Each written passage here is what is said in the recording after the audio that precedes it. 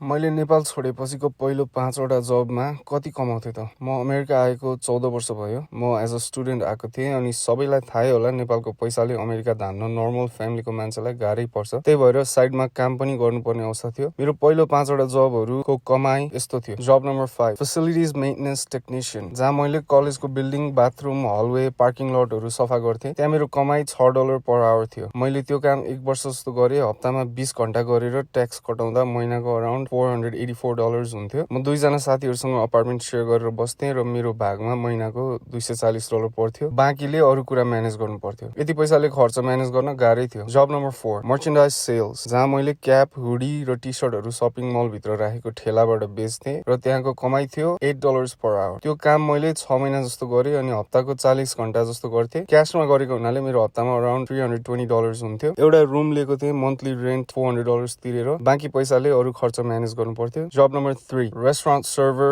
बसर, जहाँ मैले कस्टमरको अर्डर लिने, खाना टेबलमा लगिदिने अनि 4 टेबल र भुइँ सफा गर्थेँ। त्यहाँको मेरो pay $8 per hour plus tips हुन्थ्यो। त्यो पनि क्यास जब थियो अनि विकली $500 देखि $600 जस्तो हुन्थ्यो। रुम रेन्ट 400 नै थियो, बाँकीले अरू खर्च म्यानेज गर्थेँ। जब नम्बर 2 रेजिडेन्शियल मुभर, जहाँ मैले घर अनि डेरा सर्ने मान्छेहरूको सामान सारिदिन्थेँ। त्यहाँ मलाई $12 पर आवर प्लस टिप्स दिन्थ्यो। त्यहाँ मैले 6 महिना काम गरेँ। हप्ताको 4 दिन काम गर्थेँ अनि एउटा कस्टमरको लागि लगभग होल डे नै लाग्थ्यो। त्यहाँको विकली कमाई अराउन्ड $700 देखि $800 हुन्थ्यो। त्यतिखेर म अलिक ठुलो रुममा सरेको थिएँ। मन्थली रेन्ट $600 अनि बाँकीले अरू खर्च चलाउँथेँ। जब नम्बर 1 न्युजपेपर डेलिभरी, जहाँ चाहिँ मलाई दिएको एउटा इलाकाको 800 देखि 1000 वटा घरहरूमा एभ्री डे न्युजपेपर डेलिभरी गर्थेँ। दिनको 7 घण्टा 7 दिन गर्नु पर्थ्यो अनि त्यहाँ मलाई क्यास अराउन्ड $19 पर आवर दिन्थ्यो। विकली अराउन्ड $900 देखि $1000 हुन्थ्यो। गाडीको ग्यास आफैले तिर्नु पर्थ्यो। रुम रेन्ट मन्थली $600 थियो अनि बाँकी पैसाले अरू खर्च चलाउँथे। मलाई अरूहरूको पनि यस्तो एक्सपिरियन्सहरू सुन्न मन लाग्छ। सो तपाईँ नेपाल बाहिर जानुभयो भने यो मध्ये कुन काम गर्न तयार हुनुहुन्छ अनि तपाईँको